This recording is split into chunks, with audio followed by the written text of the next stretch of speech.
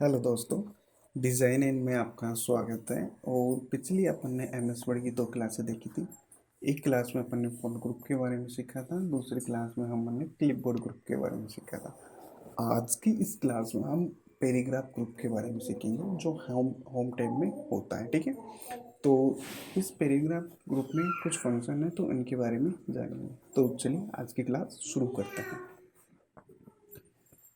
सबसे पहले अपन क्या करते हैं, इसमें कुछ टेक्स्ट ऐड करते हैं। ठीक है, टेक्स्ट ऐड करने के लिए मैं यहाँ पे इक्वल्स टू RAND और इस तरह से एक फॉर्मूला होता है, इसके ज़रिए आप यहाँ पे कुछ टेक्स्ट ऐड कर सकते हैं। तो कुछ पैराग्राफ आपके ऐड हो जाते हैं। अगर आप ज़्यादा पैराग्राफ ऐड करना चाहते हो तो आप उसमें नंबर डाल सकते हैं। तो उससे मतलब जो ब्रैकेट आता है उसके अंदर आप नंबर डालो और एंटर दे दो, तो उससे क्या कुछ ज़्यादा पैराग्राफ ऐड हो जाएंगे। ठीक है, तो अब इसमें सबसे पहले अपन जानते हैं इनका अलाइनमेंट के बारे में जानते हैं। जैसे ये अपना एक पहला पैराग्राफ है। इस पैराग्राफ में अगर आप देखोगे तो ये जस्टिफाई है। ठीक है, जस्टिफाई क्या होता है, जस्टिफाई है ये। ठीक है, जस्टिफाई होता है। जैसे मैं एक बार इसको लेफ्ट लाइन सेट कर लेता हूँ। ठीक है, अभी मैं इसको लेफ्ट लाइन सेट कर रखा है, तो मैं कुछ भी वर्ड टाइप करूँगा ना यहाँ पे, जैसे कुछ भी वर्ड मैंने टाइप किया तो वो क्या हो रहा है कि लेफ्ट से होता हुआ राइट की तरफ चलेगा। वो वर्ड क्या होगा, लेफ्ट से होता हुआ राइट की तरफ चलेगा। ठीक है, तो ये इसका जो लेफ्ट अलाइन होता है इसकी वजह से होता है। अगर आप इसको सेंटर से करोगे तो सेंटर से में क्या होता है कि जो भी आप अलाइन करोगे ना, सॉरी, जो भी आप वर्ड टाइप पर लिखोगे ना, तो वो सेंटर से लिखता हुआ चलेगा, दोनों तरफ जाता रहेगा इस तरह से। ठीक है, इस तरीके से। ठीक है, और अगर आप इसको राइट में अलाइन करते हो तो राइट में क्या होगा कि जैसे ही आप राइट कुछ भी टाइप करोगे तो वो राइट से होता हुआ लेफ्ट की तरफ चलेगा, इस तरीके से। ठीक है, हेलो स्टूडेंट। तो ये चीज़ें यहाँ पे होती है इसमें अलाइनमेंट में। और जस्टिफाई का सबसे अच्छा बेनिफिट क्या होता है, जस्टिफाई का सबसे अच्छा बेनिफिट होता है कि जो भी आप वर्ड वगैरह जो भी आप पैराग्राफ लिख रहे हो तो वो बहुत अच्छे से दिखते हैं। जैसे इसके अंदर आप देखोगे तो जैसे इस लाइन के अंदर अगर आप वर्ड देखोगे तो यहाँ तक है, इसमें फिर यहाँ तक है, इसमें यहाँ तक है, इसमें यहाँ तक, मतलब कुछ भी सेपरेटली नहीं है। लेकिन जैसे ही आप इसको जस्टिफाई करोगे तो ये कुछ इस तरीके से हो जाएंगे, तो इसका लुक काफ़ी अच्छा आ जाता है। ठीक है, और अगर आप कुछ भी पैराग्राफ करो या कुछ भी आप इसके अंदर टेक्स्ट वगैरह लिखो ना अपना कुछ भी नोटिस डॉक्यूमेंट में, तो आप जस्टिफाई करोगे तो ज़्यादा बेटर दिखेंगे। ठीक है, अब इसके अंदर जैसे ये चीज़ सीख ली हमने, लेफ्ट अलाइन करना, सेंटर और राइट, और इसका जस्टिफाई। देखिए, जो लेफ्ट होता है उसकी जो शॉर्ट कीज होती है वो कंट्रोल एल होती है। इसके लिए कंट्रोल ई का यूज़ करते हैं सेंटर के लिए, और राइट के लिए कंट्रोल आर का यूज़ किया जाता है, और जस्टिफाई के लिए कंट्रोल जे का यूज़ किया जाता है। ठीक है, अब इसके बाद में यहाँ पे जो ये ऑप्शन दिख रहा है ये शेडिंग के लिए यूज़ होता है। ठीक है, ये ऑप्शन शेडिंग के लिए यूज़ होता है। जैसे मेरा ये पैराग्राफ है, इसमें मैं अगर शेडिंग देना चाहूँगा तो इस पूरे पैराग्राफ में इस तरह से ये ऐड हो जाएगी। ठीक, और मेरा एक पैराग्राफ ये है तो इसके अंदर मैं एक शेडिंग दे लेता हूँ कुछ इस तरीके से। ठीक है, समझ में गया कि आप किसी भी पैराग्राफ को शेडिंग वगैरह देना चाहो तो इस तरीके से दे सकते हो। अब अगर आपने शेडिंग दे दी और आप इसे हटाना चाहो तो आपको क्या करना है, फिर से वहीं पे जाना है और यहाँ से नो कलर सेलेक्ट कर लेना। ठीक है, यहाँ से इस तरह से नो कलर। ठीक है, शेडिंग देना और उसको हटाना आपको अच्छे से आ गया। यहाँ पे जो ये ऑप्शन आपको दिख रहा है ये लाइन स्पेसिंग के लिए यूज होता है। जैसे ये एक आपका पैराग्राफ है तो इसमें एक एक दो तीन लाइन है, तो इन लाइनों के बीच में अगर आप स्पेस देना चाहो तो इसका यूज़ कर सकते हो। जैसे यहाँ पे मैं इस पैराग्राफ पे क्लिक करता हूँ, क्लिक करने के बाद जैसे जैसे मैं यहाँ पे इसकी लाइन स्पेसिंग को बढ़ाता जाऊँगा तो ये से बढ़ता, इसकी लाइन स्पेसिंग बढ़ती जाएगी। ठीक है, यहाँ से जो ये एक पैराग्राफ हो गया। ठीक है, इस पैराग्राफ को मैं एक बार हाईलाइट कर देता हूँ। हाईलाइट करने के लिए आप फ़ॉन्ट में हाईलाइट का यूज़ कर सकते हैं, और मैं इसको यहाँ से हाईलाइट कर लेता हूँ तो थोड़ा क्या तो समझने में आसानी रहेगी। ठीक है, अब इसमें देखो ये एक पैराग्राफ है, ये पैराग्राफ है, इसके बीच में जो ये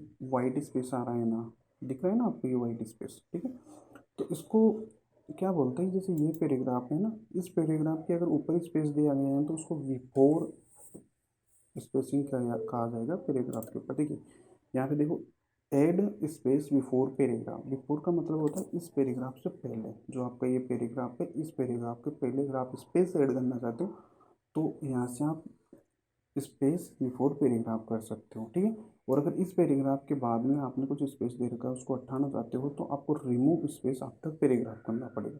जैसे इसके जो आपने ये पैराग्राफ सेलेक्ट कर रखा है इसके ऊपर कोई स्पेस नहीं दे रखा, ठीक है। अगर इस ये जो ऊपर का पैराग्राफ है ना इसके ऊपर ये नीचे स्पेस दिया हुआ है, इसको अगर आप हटाना चाहो तो फिर आप इस तरह से करोगे, ठीक है। तो आपका जो ये येलो वाला पैराग्राफ है, जो ग्रीन वाला पैराग्राफ, इसके बीच में देखोगे तो आपको कोई भी स्पेस नहीं दिखेगा। अगर आप इसमें स्पेस लगाना चाहते हो या स्पेस हटाना चाहते हो तो आप इस तरीके से इसमें कर सकते हो, ठीक है। लाइन स्पेसिंग ऑप्शन को अपन आगे देखेंगे, ठीक है।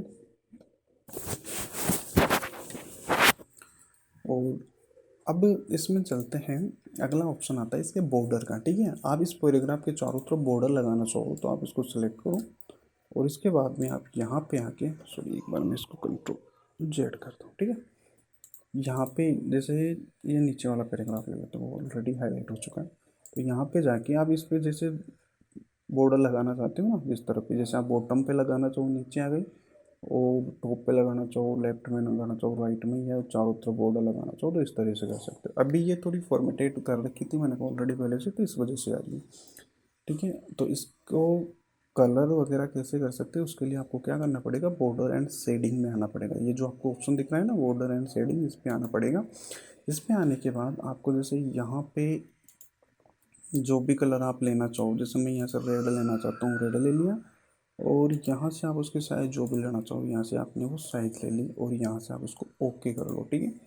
अब जैसे ही आप यहाँ पे कुछ भी बॉर्डर अप्लाई करोगे तो उस कलर में आ जाएगी आपकी, सॉरी वो आई नहीं, एक बार मैं यहाँ पे, हाँ सॉरी आ गई ना, हाँ वो आ जाएगी यहाँ पे। तो इस तरीके से आप इसको बॉर्डर को अप्लाई कर सकते हो, ठीक है।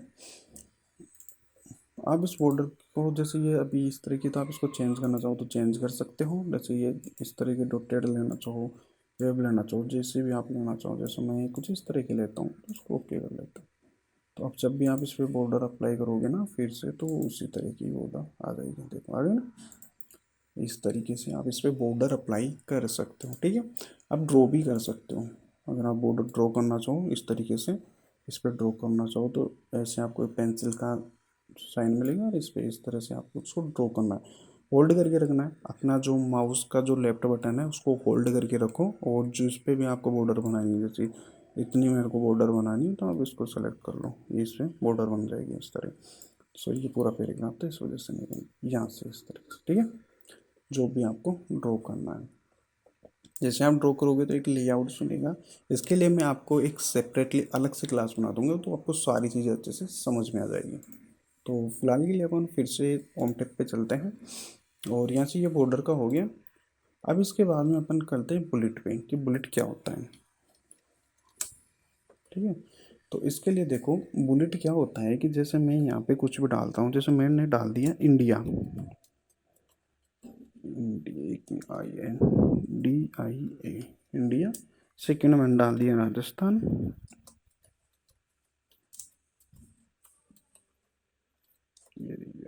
राजस्थान, ठीक है, RJ, और तीसरा डाल दिया मैंने जयपुर, ठीक है। अब देखो यहाँ पे ए भी आएगा, ठीक है। जैसे इंडिया है, इंडिया में राजस्थान है, राजस्थान में जयपुर है, तो इस तरह से तो पता नहीं चल रहा, लेकिन अगर आप इसको बुलेटली अलाइन कर दोगे तो इस तरह से आपको पता चल जाएगा। जैसे मैं यहाँ पे क्लिक करके इसको इस तरह से अलाइन कर रहा हूँ, ठीक है। और मैं एक बार इसको यहाँ से देख लेता हूँ और यहाँ से एंटर देता हूँ। अब इसके बाद में आपको क्या करना है, टैब फ्रेश करना है, आपकी कीबोर्ड के अंदर टैब आता है उसको टैब फ्रेश करना है। तो इस तरह से आप इसको ऐसे कर सकते हो, फिर यहाँ से आप इस तरह से, और फिर से आप टैब प्रेस करोगे तो ये इस तरह से मल्टी लिस्ट तैयार हो जाएगा, जैसे इंडिया, इंडिया में राजस्थान और राजस्थान में जयपुर, ठीक है। अब अगर आप इनके साइन चेंज करना चाहो तो आप इनके साइन चेंज कर सकते हो, ठीक है। जो भी आप यहाँ से सिंबल वगैरह यूज़ करना चाहो तो, अगर इनके अलावा भी कोई और सिंबल लेना चाहो ना आप यहाँ से, तो उसके लिए आप क्या करोगे, यहाँ पे जाके और इस पे जाओगे, ठीक है, यहाँ पे सॉरी डिफाइन न्यू बुलेट में सिंबल में जाना है, और जो भी आपको सिंबल लेना है वो आप यहाँ से सेलेक्ट कर लेना, ठीक है। मैं ये ले लेता हूँ तो इसके अकॉर्डिंग हो जाएगा, ठीक है। सेकेंड आता है नंबरिंग, ये सेम बुलेट की तरह होता है। आप जैसे इस पर क्लिक करोगे तो ये सारे इस तरह से नंबर में आ जाएंगे, ठीक है। और ये भी सारा सेम ऐसे है, जैसे आप इस तरह से रखोगे अल्फ़ाबेटिकल अल्फ़ाबेटिकल आ जाएगा जो भी आप यहाँ से डिफाइन करोगे।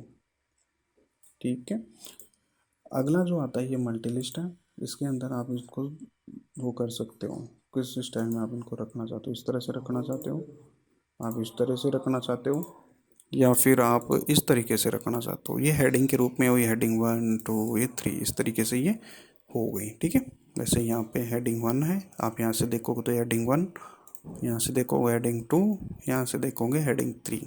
इस तरीके से भी आप इनको डिफाइन कर सकते हो। तो ये हो गया इनका मल्टी लिस्ट बनाना। ठीक है। तो इसके लिए आपको क्या करना पड़ेगा, टेप का यूज़ कर सकते हो या फिर आप इस तरीके से यहाँ से भी बना सकते हो। ठीक है। अब मैं क्या करता हूँ आपको ये बताओ, तो इंक्रीज इंटेंट और डिक्रीज इंटेंट, तो इसके लिए मैं कुछ पैराग्राफ ऐड कर लेता हूँ, RANT और मैं एंटर देता हूँ। ठीक है। अब जैसे यहाँ पे मैं क्लिक करता हूँ इस पैराग्राफ पर, इसका जो इंटेंट है वो इंक्रीज करूँगा ना इस साइड में, तो देखो कुछ इस तरीके से पैराग्राफ आएगा। और अगर आप इस तरह से करोगे तो इस तरीके से इसका इंक्रीज होता जाएगा। ठीक है।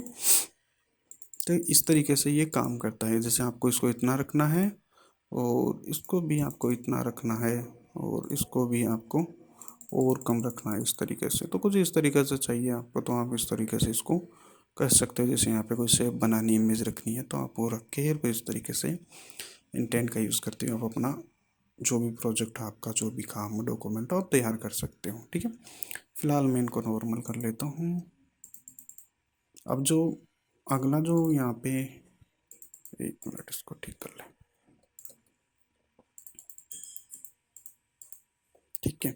अगला जो आ रहा है इसको शॉर्ट करने के लिए यूज़ होता है। जैसे ये पैराग्राफ है, इसका first letter V T T S और R। अगर आप इनको अल्फ़ाबेटिकली सेट करना चाहो तो आप क्या करोगे, सेलेक्ट करो इनको, शॉर्ट पे जाओ, तो पैराग्राफ सेलेक्ट हो चुकी है टेक्स्ट के अकॉर्डिंग और अपने को असेंडिंग ऑर्डर में करना है। ठीक है। इस तरीके से तो देखो सबसे RSTV। ठीक है। अगर ये आप वैसे नंबरिंग के अकॉर्डिंग भी करना चाहो तो उनको भी कर सकते हो, जैसे 1 5 6 4 3। ठीक है। और यहाँ से मैं 2 भी ले लेता हूँ। अब ये अभी असेंडिंग ऑर्डर में नहीं है ना, तो मैं इनको सेलेक्ट करूँगा असेंडिंग या डिसेंडिंग में जो भी सेट करूँ। इसके बाद में आप यहाँ से इस पे जाना, शॉर्ट पे नंबर ऑटोमेटिक सेलेक्ट कर लेगा। असेंडिंग में करोगे तो असेंडिंग हो जाएगा 1 2 3 4 5 6 7। और अगर आप इसको डिसेंडिंग ऑर्डर में करोगे, सॉरी डिसेंडिंग ऑर्डर में करोगे तो ये डिसेंडिंग ऑर्डर में हो जाएगा 6 5 4 3 2 1। तो इस तरीके से ये होता है। ठीक है। तो इस क्लास में आपने बुलेट के बारे में सीखा, पैराग्राफ अलाइनमेंट के बारे में सीखा है, लाइन स्पेसिंग, पैराग्राफ स्पेसिंग के बारे में सीखा है, शेडिंग देना, बॉर्डर लगाना, और ये सब आपने इस क्लास के अंदर सीख लिया। अगली जो क्लास होगी अपन स्टाइल और एडिटिंग के बारे में सीखेंगे। तो आज की क्लास में इतना ही। हमारे साथ बने रहने के लिए आपका धन्यवाद। सीखते रहिए। Happy learning.